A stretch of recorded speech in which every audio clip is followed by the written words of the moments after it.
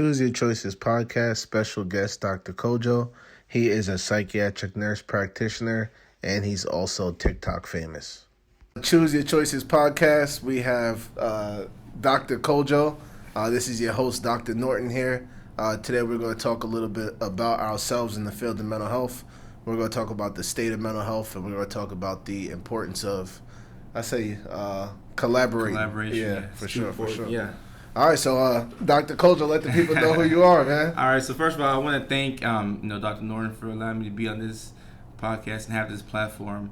I'll talk a little bit about myself, what I do, and how we met each other. So my name is Dr. Kojo Sarfo. I'm a psychiatric mental health nurse practitioner from Augusta, Georgia originally. That's where I graduated from May 2019, and I'm also an adjunct clinical instructor at Augusta University.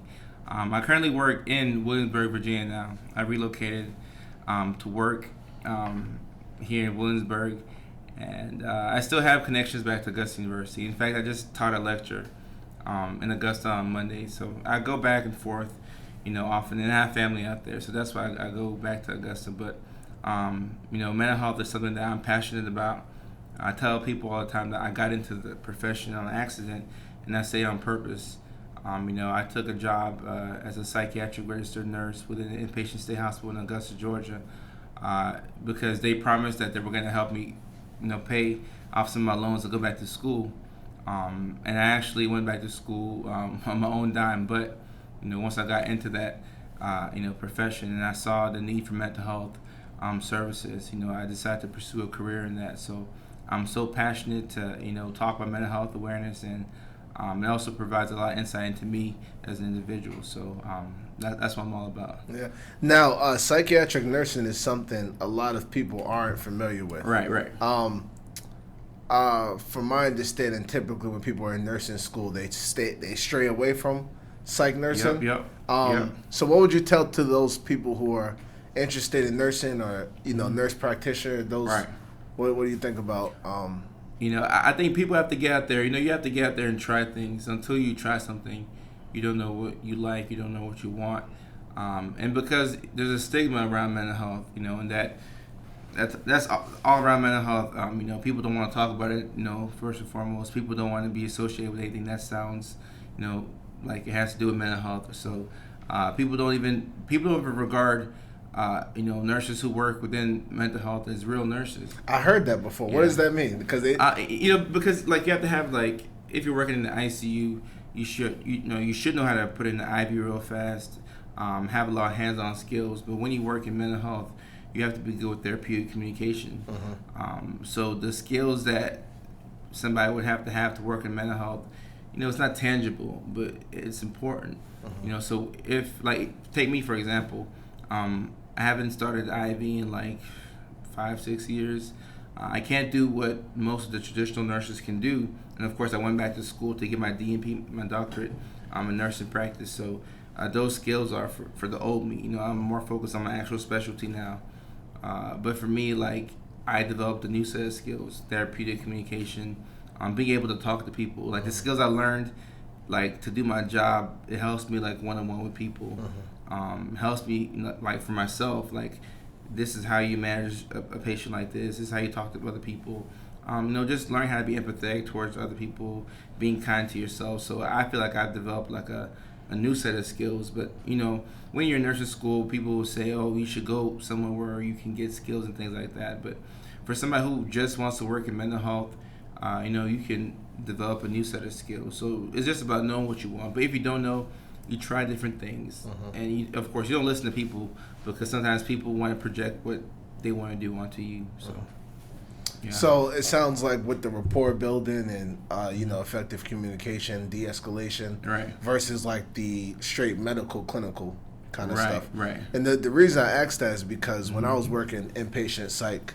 I was working in an interdisciplinary team, mm-hmm. psychiatrist, social worker, rec therapist, nurses. Right. And they would kind of make jokes hey, 3E, they had something. I'm glad I'm not a real nurse, and I didn't really understand what they were talking about. Yeah, I've made that same joke too before. I come from a family of nurses, so my three sisters. I got three sisters, one younger, two older. They're all registered nurses. All of them work in like either the ER or the OR or ICU settings. So heavy clinical. Right. Okay. Really clinical, very hands-on. You gotta be quick with your hands. You have to be able to, get to a code, know what to do before the doctor comes. So it's intense. What I do is intense too, but in a different way. Mm-hmm. So like I always say, like they're the real nurses or something like that. But I know that I can make that joke because I know that I have a unique skill set, which is very valuable, and it's even helpful outside of nursing or outside of like the medical world, one-on-one with people. So for me, it works. Yeah. With your skill set, how important do you think? Well, me, I'm a therapist, so right. How important do you think building a connection and building rapport with patients is for like overall prognosis? It's super important. And it's funny because within the field of psychiatry, you have so many different people coming in from different backgrounds trying to take care of the patient. And when a patient can connect with you, you can talk about just about anything, And in my book that I wrote, I had an example of a patient who wasn't opening up to me at first, and then when I found out that he was from Pittsburgh, we're talking about the Steelers, and then once they become a little loose, then okay, now we can start to talk about, why you're in the hospital, why you're not feeling so good, because you can't just walk up to somebody and say, or you have thoughts of hurting yourself or other people. Like you have to work your way up to some of those other things, whereas in the clinical setting, you can say, stomach pain, headache, what brings you in, but you have to develop that therapeutic alliance with the patient because they have to trust you first of all. They have to respect you, and I think for us, being minority providers is very helpful because there are many times where I've been working in the psychiatric hospital and like I'll hear a patient like listen to Young Thug, and somebody who comes by who's not familiar with the culture might say, "Oh, this guy is hallucinating. He just listens to Young Thug." You know how he raps, right. So it's good to have that understanding of a patient and why they are the way they are and the background that they come from. Like if they can't pay for their medications, like their mind's in like a whole different. It's a whole different ballgame. Yeah. You bring me to a point that I think of. So I also worked inpatient. Mm-hmm. So there was a patient. He was kind of in and out of catatonia. So right. They think it was like substance induced. Right. But pretty much made contact with the parents, and he was a 5%er. You know what a 5%er is? No. All right. So 5%er, it's like maybe it's like a northern kind of like, I don't want to call it a militant group, but like. Right. Very pro-black, very almost radical. Yeah. Yeah, I wasn't. Yeah, I learned something right now. Yeah. Right. So, all my colleagues are white, so they're googling like 5%, and they're thinking it's like the Al Qaeda. I'm like, nah, it's just like it's like a little black group, like they're that. But just kind of like being able to interpret the culture, as a provider is really important for sure. It makes them more confident in what you do because if I, for example, if I find myself in the hospital, it doesn't have to be a mental health hospital. If I find myself in the hospital and I have a provider who's black or has the same type of background, then I feel more confident talking about a certain situation, knowing that they'll understand. Right. Maybe they won't, but just the fact that I know they could or would put you at ease. More than likely, yeah. So that you don't have to worry about code switching or things being misinterpreted. Right. Yeah, that kind of stuff. That's no fun. Right. Yeah. All right. So let's take it to how we met. Let's talk about that. Right. Kojo. Yeah. I'm happy that you mentioned that. So, the reason I don't know where to start, but first of all, I just want to say, of course, thank you for the platform, and that's the power of social media today. And a lot of people demonize social media and say, people shouldn't be on these different social media networks, Instagram, Facebook, TikTok. But for me, it's a powerful thing, like the way I even came to Virginia, like I told you, I was at the crib playing PlayStation with my little brothers, and I got a call from the recruiter. He said, I found a job. It's up in Virginia. It's similar to what you did in Georgia. Mm-hmm. Forensic psychiatry. You have that background. Would you be willing to move 7 hours away? I said, sure, So I interviewed, and one thing led to another, and I relocated from Georgia, took a job here in Virginia, and ever since then I've been, enjoying my job, enjoying my patients. I'm loving what I do, but on the outside, I have so many different business interests. You're putting work in, man. You're putting that work in, yeah. The clothing company, the book that I put out, and just trying to help other people, and just like work, do things within my purpose and my plan. So I got on TikTok. Wait, before you get he's TikTok famous, guys. Just a disclaimer. Just a disclaimer. He's TikTok famous. All right, but go ahead. Let him know about TikTok. Yeah, I appreciate it. I guess if that's the new saying now, but so I hopped on this app called TikTok. So for those of y'all who are not familiar, whether you're watching a video or whether you're listening through audio, TikTok is the fastest growing social network app out there right now. The organic reach on TikTok is much better on any other social network. The only thing that comes even close is LinkedIn. So I got on TikTok because my brothers were like, "Oh, you should get on TikTok. You put out some content if you want, but just watch some of the funny videos."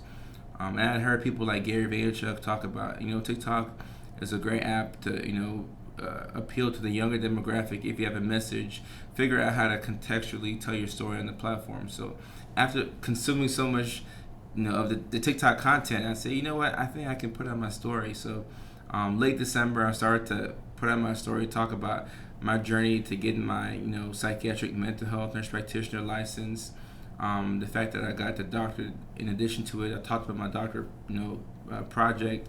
I spoke about my book. I spoke about mental health awareness, and just I didn't want to sell people. I didn't want to say, hey, here's my book on Amazon, $14.99. You already want to go buy it. Is your book on Amazon? It is on Amazon. Okay, let them know. For $14.99. Okay.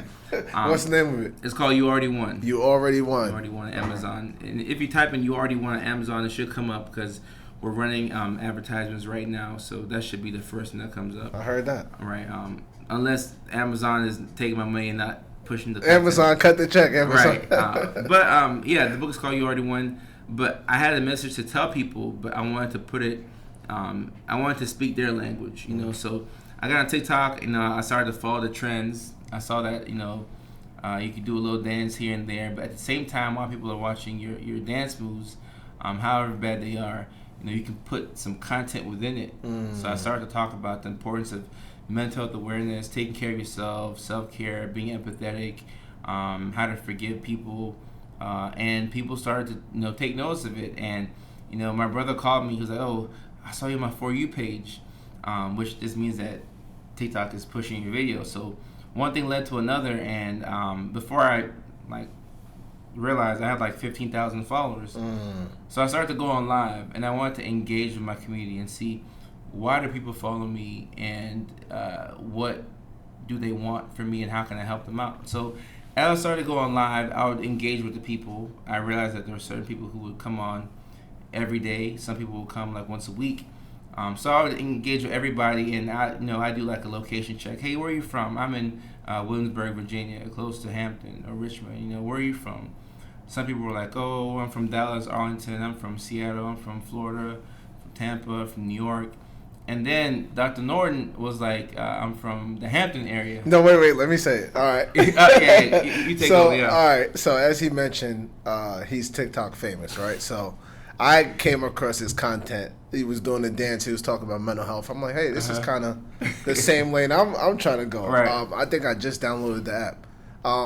Same day or? Maybe the day before. Okay. Yeah, so I downloaded the app. I found one of your videos, and then I started following you. Okay. So, quick question. So when you download the app, I want to say, from what I remember, they give you you can pick some interest. I don't remember anything. You remember that? No. So you just downloaded the app and then you saw me.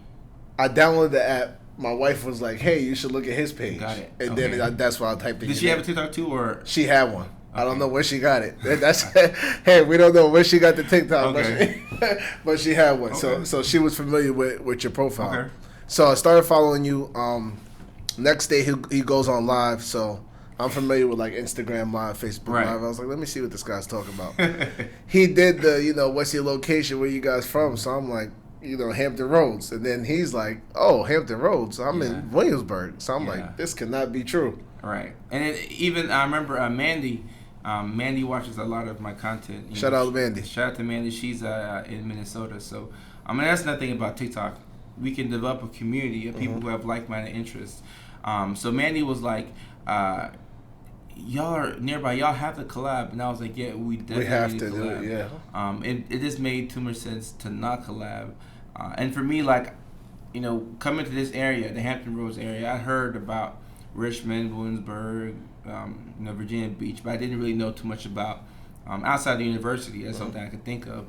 But I told myself that, I want to stay prepared for any opportunities that could come up. So to have another young professional, Dr. Norton, to be on TIk Tok, what are the chances that he would be on at that time? And like within 30 minutes of me, so I was just too excited. And then, we met up a little bit later after that, and we just chopped it up and talked about all the different possibilities. Right. So that's just how things work, you know. So I'm just grateful that the timing happened that way. No, for sure. I mean, I think for especially two young professionals, we're both in mental health. It's really easy to be competition, but I think that we're trying to take a different angle and try to collaborate, which I think is really important. I love it.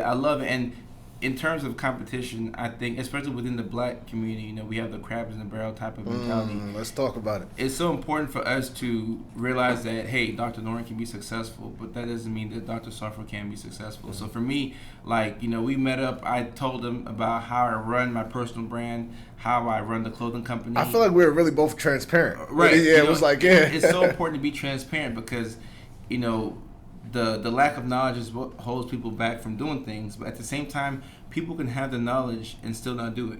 So I can give my best advice out to people, and they're still not. You still have to execute it. So my thing is, if I tell you what I do, and you happen to do it better than me, then I'm actually happy. I can say, you know what, I was part of your success because I know that I'm talented regardless, and I'm good. My mom's been saying since I was young. That's so what's up. Shout out to mom. Shout out to mom, Jane Sarfo, I love you. So I knew that I would get mine regardless. So if I can help somebody get theirs, or if we can work together, two heads are better than one. And right now, with the need for people to talk about mental health awareness, especially within the African American community, is so important because that's something that we've put off to the side. So I think having two young professionals who can still connect with the younger demographic, like the two of us are going to go so much further than one of us will go by ourselves. So, we were talking about the fact that we have to be on the Breakfast Club in New York. Yes, sir. And I like to speak things into existence. Manifestation. We throwing positive vibes out there. Seriously, this is going to happen. So when me and Dr. Norton get to New York, I won't say that the studio's in New York. Once we get to New York, we get to Power 105.1 to that nationally syndicated show, and we're talking with Charlamagne the God about mental health awareness.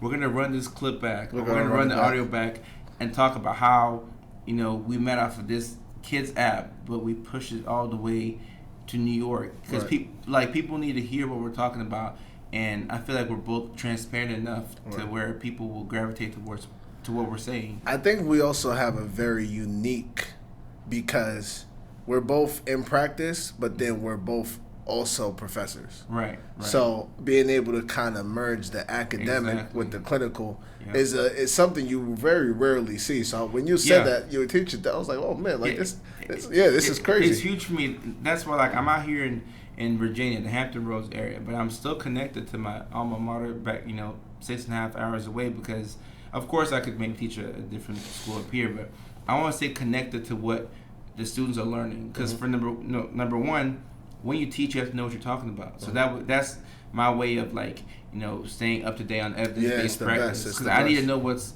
current, because with mental health, a lot of the medications we use in psychiatry are, relatively new. There's always some type of new drug approved for something. So I want to do my research and see what can be helpful. If we have all these tools in our toolbox, we should be using everything.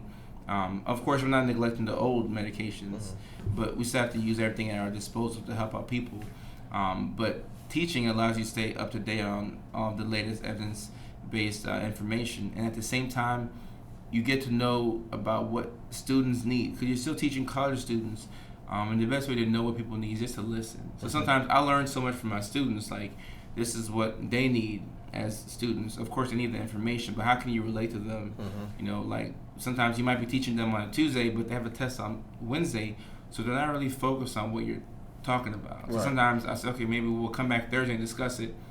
So, like, it's so important to be able to relate to the students, to talk to them. So I think for me, having the duality of being like an active provider and also being a professor, that's huge for me. Yeah, me too. I think that so patients hold you accountable to a certain extent, right? They do. And then your students hold you accountable to a certain extent. Yeah. So it just kind of helps you evolve within your field, field for sure. You need that accountability. Yeah, you need that because it's easy for me to say, hey, make sure you're exercising and drinking water. Exactly. And then if I'm not doing it, your patients are usually able to kind of exactly. Yeah. So I think it's a beautiful combination. Even my father was like, wherever you go, still try and stay connected, either to Augusta University. I mean, I'm wearing the jacket right now. Right, shout out Augusta University. I'm giving them free promotion. But no, I love the university. Did you get your DNP from there as well? Yeah, I got my DNP. So let them know because there aren't a lot of programs in general. So just kind of let them and it's funny that you mentioned that because with the nurse practitioner track, you don't have to have a doctorate to practice as a nurse practitioner. You just need a master's, right? But if you want to do more with your degree, if you want to, promote the profession as a whole, it's good to have a doctor in front of your name if you would like to. And I think Augusta University is the #1 DNP program in the nation. I mean, I've talked to some people who've graduated from some of the different DNP programs, and I think we do a really good job. And I really feel that way. Of course, the school isn't perfect, but when I talk to some of the other students from different schools, they set us up with clinical sites. They set us up with preceptors. I was able to train with a psychiatric nurse practitioner who had his doctorate as well. He'd been practiced for many years. Fantastic guy, Dr. Ono, back in Augusta, Georgia. I trained with 2 fantastic psychiatrists back at the Inpatient State Hospital. So I had world-class education provided by Augusta University. Right. And some other schools they don't provide the sites for the students. So some nurse practitioner students have to go out on their own and figure out how to find the preceptors. So pretty limited, yeah. Yeah, I'm very thankful for my university. So yeah. No, that's awesome. Shout out Augusta. So one thing, I want to plug this Charlemagne the God thing one more time. Yeah. So if you're listening, if you're watching, just at Charlemagne the God, let them know that we have some young black doctors who are in mental health. Right. Who are trying to change the world. Right. Literally trying to change the world. And it's going to happen, I believe. It's going to happen. Manifestation. Just give it some time, Yeah, and like we spoke about the opportunity, you just have to stay prepared for something. So the way I pattern everything, like I'm waiting for that phone call now. Like I stay prepared. If we get the call, we have to be in New York next week, Tuesday. I take off time from work. That's it, right. We're going to go there and promote. I mean, even more so past the book, just the fact that when you have 2 minority mental health providers, both doctors within their respective fields, talking about the importance of mental health awareness, it's going to help not only, us, but it's going to help, like, the people who wouldn't have, like, watched The Breakfast Club. Right. Because we're relatable. Right. I think that it's easy to get the terminal degree, doctoral degree, and act like you're better than everyone. Right, exactly. But I think that being able to kind of even out the playing field is what's helpful. So in the next segment, what we'll do is we'll talk about what our plans are and how we both became doctors. Right. Okay. Sure. All right. So we're good now. All right. For me, how I became a doctor, I was at a crossroads. It was the summer of 2016.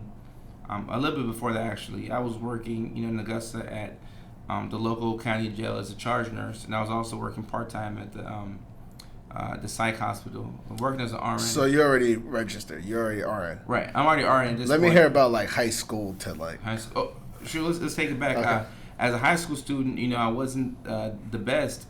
I had like a 2.6, 2.7 GPA. I went to high school at Campbell High School in Smyrna, Georgia.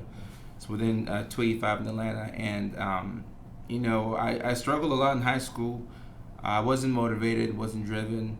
I just didn't really have like a roadmap of where I wanted to get to or what I wanted to do.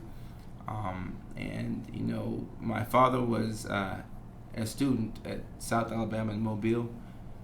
And he was finishing up his nursing degree at the time. He had got laid off. He was an engineer. He got laid off and he decided that he had to go into a career where he could make money to take care of the family. So he was in Mobile, Alabama at the time. So I was able to apply to schools in Alabama and get the in-state tuition. Oh, nice. Yeah. So because I got rejected from all of the schools in Georgia that I applied to. You didn't get accepted? No, I didn't. Okay. I decided to go to Alabama, and I did my first year at South Alabama. Did my prereqs, and then I went to West Alabama. It's a small school in Livingston, Alabama, which is close to the Mississippi border. In fact, I did some of my clinicals in Meridian, Mississippi. That's how close we were to the border. It was a great school. I went there. I was like 18 years old, a sophomore. But my first year within the nursing program, I was a desperate student, and I really wanted to make something of myself. So I just, I worked my butt off, and I became an RN at the age of 20. Wow. Yeah, and I worked in the neuro ICU unit right after that. That was in Macon, Georgia. And then after working there for a little less than a year, my dad convinced me to move to Augusta. At that time, my dad had already been a nurse for so many years, and he was working on his PhD. He's completed it too, so he's the original Dr. Sarfo. Shout out, Dad. Yeah, shout out, Dad. Love you. Been very instrumental in my life, so I have so much love for my dad. I'm very thankful to have him around. So I moved to Augusta. He convinced me to move back home with the family. I took a job, working within psych nursing, and then after about a year and a half, I went to go work at the county jail as a charge nurse, and I stayed on part-time at the psych hospital. That was very helpful for me because I saw that while I was at the jail, I enjoyed the psychiatric cases, and that was like my confirmation. Like, okay, I only want to work within mental health. And then shortly after that, I quit the job at the county jail, and I was working both jobs, so I was making good money, but it got to the point where I would pull up to the job 15 minutes early and go in like 20 minutes late. Like, I just couldn't get myself to get out of the car. So I quit before I even applied to DNP school for my doctorate. My dad said it was a bad decision, but that was just what was within me. So I applied to the DNP school after I quit, working at the jail, and I got in, and then that's how I pursued that track. And it was a 3-year program. Okay. And then, I want to say me and my classmate, we were the first students to graduate from the DNP Psychiatric program because it was a master's program before that. So at Augusta University, we had just switched to the Doctorate version of the program. So I want to say me and her were the first students to graduate from the Doctorate version of the program. But I guess we're like trailblazers within the school, or I guess. But either way, this is kind of how I got my doctorate, and it was May 2019, so it's only been 10 months. Shout out, yeah. Yeah. All right, so you're a new doctor, which is awesome, though. Yeah, Relatively new. I think that it's important for us to tell our stories because one, it normalizes the experience. So for me, so high school, I wasn't the, I was the kid getting kicked out of class and, getting suspended and all that kind of stuff. So I graduated. As a matter of fact, I remember being in high school, and my guidance counselor was like, college, I don't really know if you should pursue that, et cetera, et cetera. Which high school did you go to? So I went to Mount St. Michael in the Bronx. Oh, right, in the Bronx. And it was just kind of like, all right, well, whatever he's saying, like, I'll just got to kind of do this fast for put my stuff in. So I ended up going to Hampton. Majored in psychology. Did you get a scholarship to go to Hampton? Or? No, I didn't get a scholarship to go to Hampton. I wish I did get Is Hampton private? Hampton's private. It's an HBCU and it's private. Goodness, I did not know it was private. Okay. Yeah, yep. I need the HBCU. Well, I'm learning every day. I'm learning all kinds. Right, it's an HBCU and it's private. Yeah. So the first year I was on campus, and then after that, I'm in the harbors. So it makes the tuition a little more manageable. So I went to Hampton for undergrad psychology major. All my psychology majors know you have to go to grad school. Then I was actually going to go to Argosy in D.C. So there were different grants and stuff like that to help with the tuition. I ended up going to Regent University, which is at Virginia Beach.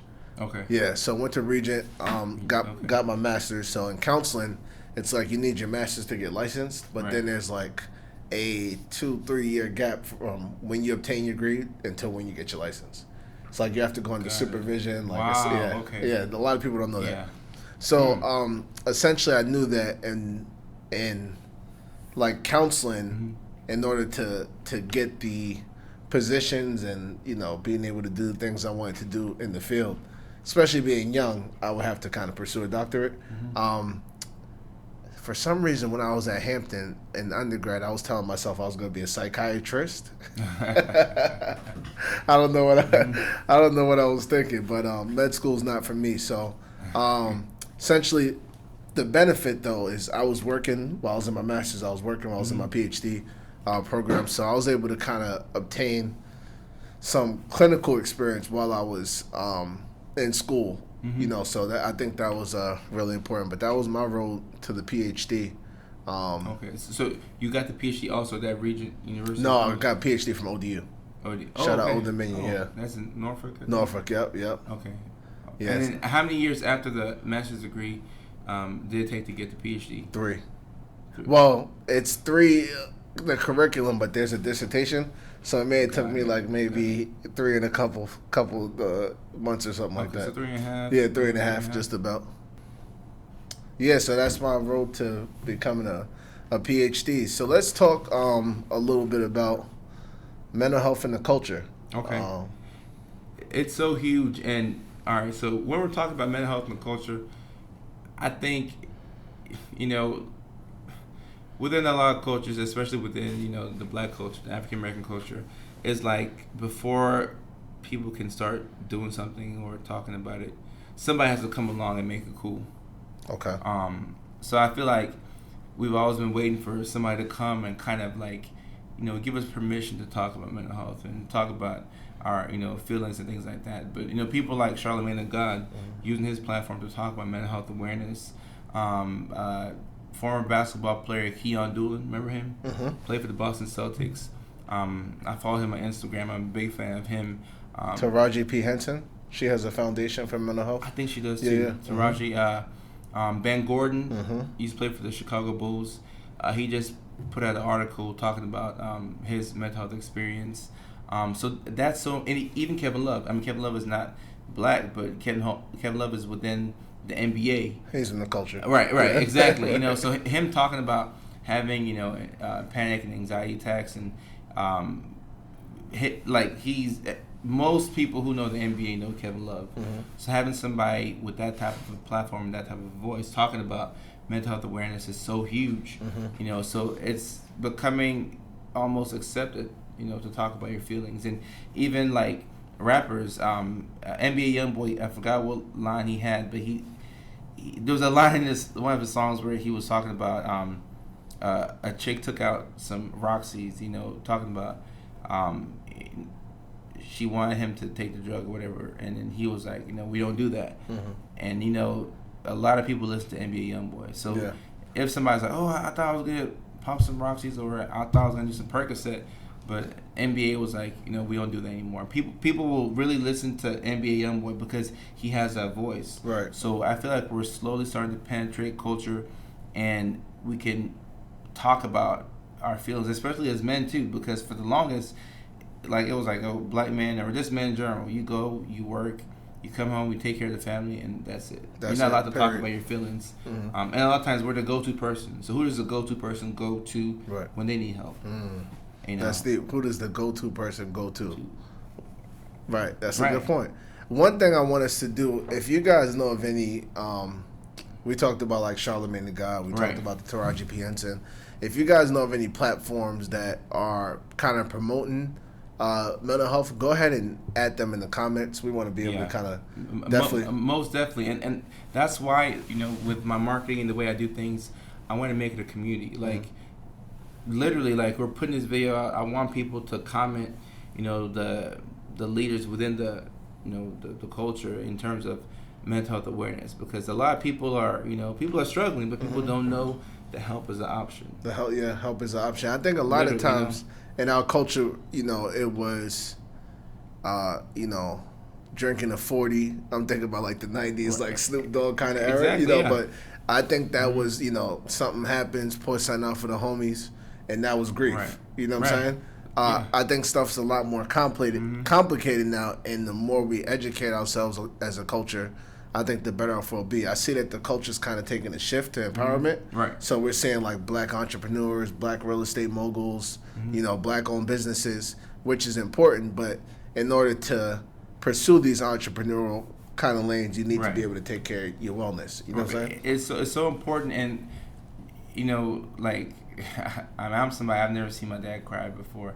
And that's kind of like what we were taught to do. And even in my own educational experience, like when I was in grad school, I'm out here chasing a doctorate. At the same time, I was trying to run a clothing company. I was trying to work on my personal brand. I was trying to, do my role within a relationship.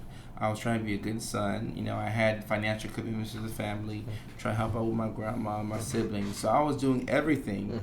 I knew I was doing too much, but at the same time, we've kind of been trained to like do a lot and wear it as like a badge of honor. Okay, like I'm juggling 8 different things, and now I'm at the point where it's no longer cool to say, "Oh, I can balance all this." No, it's more of take care of yourself. I'm like, it's by the grace of God that I didn't lose it. You know, right. So like literally, like it used to be, oh, I'd see somebody who would do what I just did and balance the world. Oh, that's what we respect. No, now what I respect is, I still respect that. They may not know, but I respect the person who knows when to ask for help. Boundaries. Exactly. You need boundaries. I think that it's important to have personal boundaries because when you put yourself in that kind of environment and you're working, it's easy to kind of be the person who's going above and beyond and all this kind of stuff. So being able to kind of set the boundaries for yourself is definitely important. It's so important, and that's why like the work that we're doing. We spoke off camera about going to Hampton University. So I mean, let's talk about some of what we want to do. Going to Hampton University is right. The real HU. Shout out the real HU. Is Howard the fake one? I don't even know what they call Howard, man. I just know Hampton is the real one. Okay, well, Hampton's. I'm in the Hampton Roads area, so Hampton is the real HU. There we go. Whatever chance, however y'all say your stuff at Hampton, I'm gonna make sure that I refer to Hampton, not Howard, because that's the real HU. There you go. But yeah, Hampton's right in our backyard. From what I know about Hampton University, I know it's a respected school. I know it's an HBCU.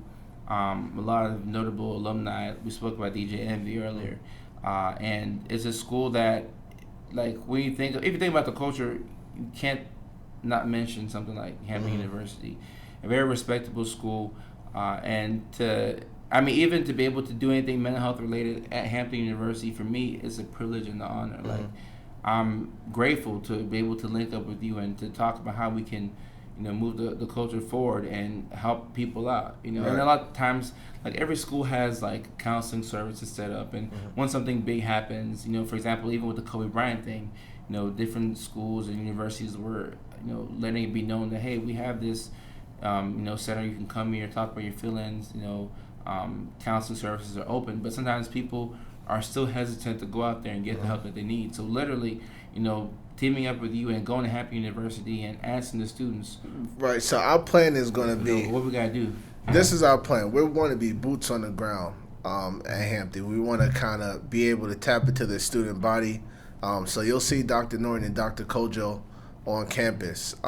We'll be interviewing students, asking about different things that we could do. And also, we want this to be a collaborative kind of thing. Exactly. Yeah. So if you guys have ideas as to, what you think that we could do it, go ahead, drop it in the comments. You can DM us, whatever it is. But definitely, we want to be able to provide a avenue that meets the people's needs. Exactly. Yeah. And sometimes, like, we're still connected to the the undergrad community, but sometimes for us, at least for me personally, I'll say we get so wrapped up with working our jobs, because we still work and we see our patients on a day-to-day basis, right? And then we have our families and spouses and relationships, and we still have that commitment.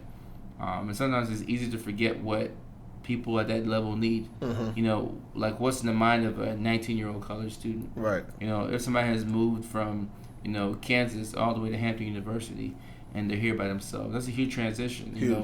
What do they need? How can we meet their needs? So literally, sometimes I like to talk. So I've learned that it's good to just listen to what they need, and then from there, we'll go from there. Whatever we can do to help them out, what information they need, bringing it straight to them. Right, and I think it's important to listen because although I did go to Hampton and I'm a professor at Hampton, I don't want to like counter transference. Like I'm putting what I needed on them because that may not necessarily. Exactly. Back in my day, the dorms didn't have AC. So I'm not, but they have it now. Right. So it's but even speaking of back in your day, question for you. So you've been in Hampton when you were. That's undergrad, right? Yeah. So you got there at 17, 18 years old. 17, right? 17. Fresh out the Bronx. Okay. All right. So coming from the Bronx, that environment, right, to Hampton University, right. What would you tell your younger self, knowing what you know now? I think. All right. So let's take it back to 05. Hampton was the first place I saw. I'll call it like black excellence. Like you see, like young African-American adults with different agendas of success. Right. You know what I'm saying? So for me, I was kind of like really, really intrigued. Like, yo, like, because I'm used to, all right, so Mount St. Michael's a private school. There's public schools. That's up in New York, right? Yeah, New York, yeah. So essentially, I'm used to, one person may be going to class, a couple people may not really be on it. But I feel like, so first of all, at Hampton, when I went, the ratio was 17-1, like girls to guys, right? So you got 17 girls to every one guy. And 17, 18, the girls are kind of, I don't want to say running it, but they're driving what's cool and what's not cool, you know what I mean? So 17, 18, if everybody's going to class, like I'm going, I'm definitely going to class. And I think that another thing that helped with the transition was the dorms, because there's, you can't wear do-rags, you can't wear wife beaters, like it's a certain time, so it's a conformity, but you need that though. I think that, so? I think you need that, especially like I'm kind of one of the people, like I want to see how far I could go, like I don't necessarily want to like all the way break the rule, but I want to see it and see like, okay, what will happen. But I think at that age, 17-year-old Marquise, like I needed that, like that's the structure, yeah, you need that structure. Agree, It's a structure that's promoting. They're not telling you nothing bad. Go to class, don't wear do-rag, don't wear wife beater. Like okay, and another thing, so like just like your dress. So like, freshman year, you come, you could see it. You can even see it to this day. If you go like freshman orientation week, everyone's gonna look like from where they came. So you got the Bay Area people, you got the DC people, you got the Atlanta people. Everyone looks like wherever they came from. Yeah. By the time like spring break happens, like everyone's kind of conformed. Like I didn't even know what boat shoes were. Like Sperry's, I had no idea. But best believe after that, when I see like, okay, this was going on, polo shirt and the Sperry's, like I could do that. And then now I'm going home. Right, taking it back to New York. I'm taking it back to New York. But the thing, and this is why I love New York, because it's so eclectic. So it's no like, hey, you're not doing this. Right. What are you doing? It's like everyone's kind of like, oh, that's his thing. Like if that's what he wants to do, that's what he wants to do. Right. Yeah. Everyone's different. Everyone's unique. So I think but it's a very clean look. So like going back to everybody's like, yo, like, okay, you really on this college, right? But yeah, man, I think that definitely helped. And what would I tell myself? Just kind of like, stay the course. That's it. Stay the course. You're already on the right track. Already, just keep going. Keep going. Yeah. And I mean, at least from what I've seen, a lot of the college students struggle with motivation. I even had somebody ask me today, how do you stay motivated? I replied, you're not going to stay motivated all the time. You'll gain it sometimes, you'll lose it. Right. But it's more important to be driven, because when you're driven, you're always moving in the right direction. You might have a bad day, a bad week, maybe even a bad month, but you'll kind of get back on track. So when somebody hears that might something might click and they'll say, oh, okay, well, maybe I am on the right track. Right. I'm not going to judge myself based off of one day, a week, keep it going, even a month, even a semester. You might fail a few classes and get right back on it. Yeah. And this is something I think about, like, with my sons. I got two sons, like little kids. So for me, a big motivation was there's no safety net. So like I'm first generation college, like Oh, wow. this got to be, this is it. And like my sons, it's not, I mean, they're good. I mean, you know what I'm saying? Right. So that's one thing I always kind of like. I mean, I know what kind of pushed me in because if it's this way or it's nothing, you're gonna find a way. So exactly. Yeah, there may be this is going on obstacles, but you'll find a way to kind of get through. And when you don't have that, I don't want to call it pressure, but you know, if you have that, hey, if I don't do this, like Dad got me. You know what I'm saying? It's a little different. So. Right. And I kind of had the same thing. You know, parents didn't have a lot growing up, a lot for us. You know, and I kind of, you know, I started working as a professional at age 20, so things kind of happened fast for me, to where a lot of people started to depend on me.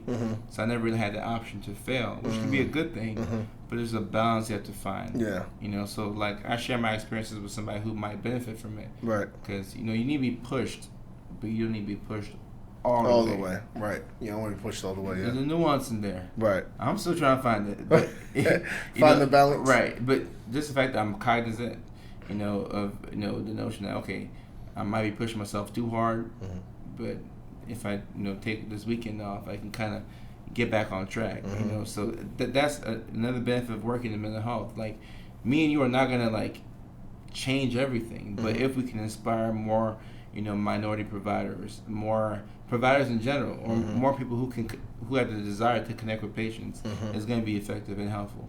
And I mean, it's so important because, first of all, there aren't a lot of black providers in general. Second of all, there aren't a lot of black mental health providers. And then third of all, there aren't a lot of black male mental health providers. So I think that we just have to kind of inspire. So me at Hampton, I teach in the graduate program. So people who are trained to be therapists, school counselors, and we actually have a PhD program as well. So PhD, EDS, and masters. But that I love it so much because it's like, these are the future therapists, like these are the future counselors, and I'm sure that you can speak to this too. Having that clinical plus the books, you're able to kind of, like, I know the book is saying, you know, A, B, C, and D, but this is what it looks like. You know what I'm saying? Like, do no harm. Like, ethically it says that, but this is what a real world example it looks like. And it's just about empowerment, man. I think my calling is to kind of empower the community, you know, and you know, if we could reach 1 or 2 people and just kind of get them like, hey, you know, you have the option to do it. Like, that's... And that's why this video, like, you know, or the content that we're even putting out is not going to be something that, like, I'm not expecting it to hit 1 million views, you know, by next week. But, like, people will come back to this video and see, you know, it's going to be a funny video, a more interesting video to watch, and a podcast to listen to in, you know, 2-3 years when they see the work that we've done. Right. You know, and... like, at the same time, while, you know, we're putting out this good and trying to promote mental health awareness, you know, being a black male within this field, you kind of you have to adjust the way you do things. You know, so I'll give an example now. I'll ask you one way, just because I'm curious. So for me, like, when I'm trying to explain something, for whatever reason, I feel like if I use my hands, it's more effective. You know, so I talk with my hands, sometimes I'll be all over the place. So if I'm teaching naturally, and I'll say, hey, you know, all right, so when we're talking about, you know, bipolar disorder, here are the medications. You know, lithium is the best. You know, it can help prevent suicidality. But I'm talking and all this stuff, I'm using my hands. So sometimes if somebody's next to me, like, I'll use my hands. Like, I've learned that as a 6'3" black guy, you're a little taller than me, you're 6'4", right? Yeah, 6'4". Right, so as tall black males, you know, you have to be aware of, like, you know, some of these things. So, you know, I have to have that spatial awareness to where, okay, like, all right, I'm trying to explain this, but okay, but I'm not going to use my, you know, like, so because there's not that many of us, like, I don't know of any other young, like, psychiatric-mental nurse practitioners with DNP, or even any young black psychiatrists. There's not that many of them. And I don't, like, you might be the first, you know, therapist with PhD that's around my age that I've met. Seriously. I really haven't met many of us. Right. So when we're interacting within our field, like if I'm the first one, it's all trial and error. So I'm trying to, like, be cautious and try to figure out, you know, how to do things, and, you know, so it's uncharted territory. So there's some excitement within there, but there's, like, a nuance of how I have to operate by being a black provider. So is there any ways that you've had to, like, adjust how you do things? No, yeah, for sure. So in my last job, so I started my agency when it was really a private practice. I was just trying to get the system going. I started that. I'm teaching at Hampton and I'm working at the hospital at one point. So I think that, you know, you can feel, they call it imposter syndrome. Yeah. right? So it's kind of like, hey, you know, I got this doctor, et cetera, et cetera, et cetera. But, you know, do I really know what I'm doing? You know, am I as effective as I think I am, et cetera, et cetera. So I think that one thing is space, right? So I don't really run up on people. When I was in the hospital, like, you know, I may knock on the door. I may kind of raise my voice, like, let's say it's a group, I'll knock on the door, raise my voice a little bit. But I think that they try to put us in certain categories. So, like, so obviously it's not a lot of acute. It's acute inpatient, but it's not very hostile. Right, okay. So, like, there may have been, like, 3 fights in, like, 2 years, right? Oh. But, like, yeah, right, in 2 years, right? Like, most of the incidents are, like, somebody fell. I can have 3 fights in a day. Half a day, yeah. So, I remember somebody was fighting, like, they ran through the door, like, it was like, hey, Dr. Norman, you know, I better call security. Like, I know I'm big enough, yeah, I'm definitely not. Yeah. That's outside my scope of support. You know, exactly. So I think that just kind of being able to know what you know and being confident in what you know, because, you know, being young, being black is a disadvantage. You know what I'm saying? And I think that people will try to kind of use, you know, they can have certain knowledge of certain things and try to use it to, I don't want to say like persecute you, but poke holes in what you got. You know what I'm saying? Almost like you have to prove yourself as a provider. You know, but it's a lose-lose. Remember that. It's a lose. Yeah. Once you go down that road, it's a lose-lose. Right. Every time. I mean, these are some of the issues that you deal with being a black professional. You know, within just a black professional in general. You know, like people have this preconceived notion of who they think you're going to be. You're a big black guy, and you know, you have to kind of go out of your way to show, hey, okay, I'm docile. I'm not here to cause any harm. Right. And once they kind of believe that, then you can, you know, provide them value. Right. One thing I'm thinking about is, this is a funny story. Being black. There's certain things. There's certain things we go for. There's certain things we don't go for. Right. So like I remember I was saying how they would come, like first of all you got a badge through the doors flying open. Doctor, you know this, the third. So something happened with the psychiatrist, right? And like the patient, this isn't funny, but it's funny. So the patient like slapped him, like he slapped him. So I'm thinking they about to fight. Like naturally, like somebody slaps you, like you know you're gonna get him off you, like you know whatever the case is. Like he just turned and started running. He just turned and started running. I'm like, okay, now I can kind of see why they have to do. Right. You could do a little restraint. You could do a little. You know what I'm saying? That's what you have to do. It's not happened to me like that. I mean, I've had a patient. Back in Georgia, like run towards me full speed, and I ran to get out of there. Yeah. But it's like within that professional setting, I have no desire to cause any harm. Right. That's but you're still a human being at the same time. Still a human being. Like the knee jerk, reaction is to sock him back, but or not sock him, but you know the restraint. Right, but like. My natural, like if I'm walking down the street, your natural reaction, yeah. But like within that zone, no, his natural reaction, I could tell. That's what that was. He was like, he was like, it takes me back to middle school. Oh. So his knee jerk. It wasn't middle school for me. But I would have ran too. I'd have ran, to try and compose myself. Get him right, and, and then I have to bring myself back to the point where I can still take care of that patient, right? To the best of my ability, without you have to have a short memory, short-term memory loss. All right, it happens. Boom, you move on. Right. So in mental health, you can get hit. Let's just you can get. You can. For sure. Yeah. It can happen, but it's still the most. For me, it's like I consider myself to be so fortunate to have this job, right? And to be able to take care of patients and meet them at their lowest and still, treat them and take care of them. And like my goal is to do that on both ends, inside the hospital, outside the hospital, whether it's a dance on TikTok or whatever it is. Like all roads lead to the same thing. Right. I just want to put out more good into the world. That's right. Than how I found it. So teaming up with you is exciting because we have the same things in mind. So I'm super excited to get down to Hampton. To see what good can be done on the college campus. I know back at Augusta University, I spoke at some events for the Deltas, the sorority. We're talking about mental health awareness, and I would love to talk, help out the sororities or the fraternities, and check out what they have going on, maybe inject something into the probate. Yeah, for sure, something. Not disturb what they have going on, but if Right. I can bring on any type of added value, because I know that's where the attention is. Yeah, we wanna be able to definitely do the interviews on campus, and if you guys have topics that are specific to like the college kind of. Yeah. Are they Generation Z?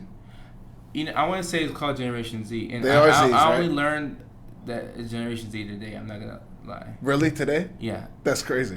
Well, I think Generation Z is their younger siblings. They're millennials. They're not millennials. I don't think so. Who? 18, 19-year-olds? 18, 19-year-olds. Well, there's a cutoff somewhere. It's a cutoff. It's like right there because it's like, millennial. I'm having with the actual terminology, but there's something. There's something. So if you have some for college population, some topics that you guys think we should get into, definitely comment. Yeah, literally, we want to know the format. We want to know the whichever way, and also, if you've been keeping up with me, I have a texting platform, a texting community where I'll put out a number to reach anybody. So if you text 678-212-5521, once again that number is 678-212-5521, or if it's easier for you, you can just type in www.textkojo.com, text my name kojo.com. Put your number in there. It's going to shoot you an automatic text message. It's going to ask for your name, email, and which updates you want to follow, and then we can communicate one-on-one. And that's important because that way I can see what you all want to see and how we can provide value for you. And that's something that we're going to be doing once we head down to Hampton to the university to talk to students, because I figure it's easier to just put out my number.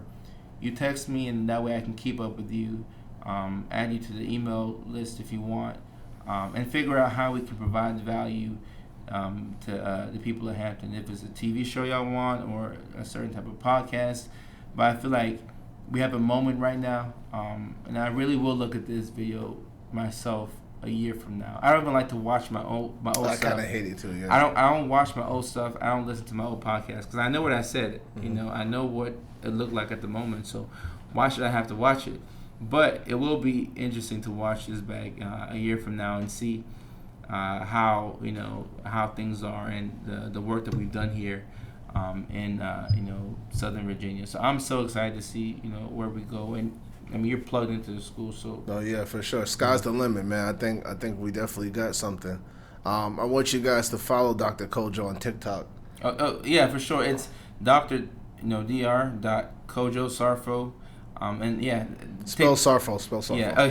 Yeah. So let me start for Kojo. You might not spell Kojo. Kojo's Kojo. Sarfo is S as in Sam, ARF as in Frank, then Sarfo. I'm happy you said it because not everybody can spell it. But if you just type in Dr. Kojo Sarfo on TikTok, you'll see it there. As of the time of this recording, I have like 53,000 followers, I think. Yeah, you doing your thing. He's TikTok famous. I'm trying. We're gonna get Dr. Norton TikTok up there. Yeah, let's say follow me on TikTok too. Seriously, what's your TikTok? Dr. Norton Therapy, Dr. Norton Therapy. But more importantly, so Dr. Norton Therapy on TikTok, drnortontherapy.com. That's my website. Choose your choices _ on Instagram, or Dr. Norton on Instagram. Okay, but we will definitely get your TikTok up there. We have to. Let's do a TikTok after this. Oh, for sure. We'll do like maybe TikTok dropping. TikTok gay. Yeah, TikTok. But we're definitely gonna do a TikTok. And the thing about TikTok is it's so I've never seen a platform like it. You can have good content. Transitions are crazy. Right. You can have good content and it still won't do well if it's not like within the caption. Yeah, you gotta. The caption has to be right. You have to use a song that's trending at the time. Maybe you have to use appropriate hashtags, but not overdo it. Right. So it's really trial and error, and like for me, honestly, once you get past 10 or 15,000, it becomes easy because certain people are starting to follow you, and then they're asking you, "Hey, show me how you did this." Blah blah blah. They're asking you for more questions.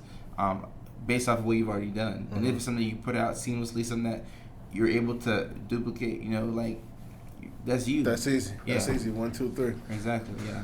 All right. So thank you guys for Yeah. tuning into the podcast. I really did enjoy this conversation, man. Yeah. Yeah. So just like Dr. Norton said, thank you for your attention. For people who watched or listened, you know, I do appreciate it, and I'm so excited to be putting out more content for you all. I'm excited to even like produce the content, so I just can't wait to see how it looks like. I probably will watch what we put out initially because this is so new. I always have to watch it once, just to kind of like. Oh no, I'll definitely watch because I know there's gonna be some awkward moments in there. I just get that way naturally. So if not, you know, my little brother who edits these videos, like he'll save like the awkward moments and just play it back. Okay. Just to mess with me. Yeah. So, yeah, I'm looking forward to it. So thank you all for listening. Sounds good. We're looking forward to building with you guys. Peace.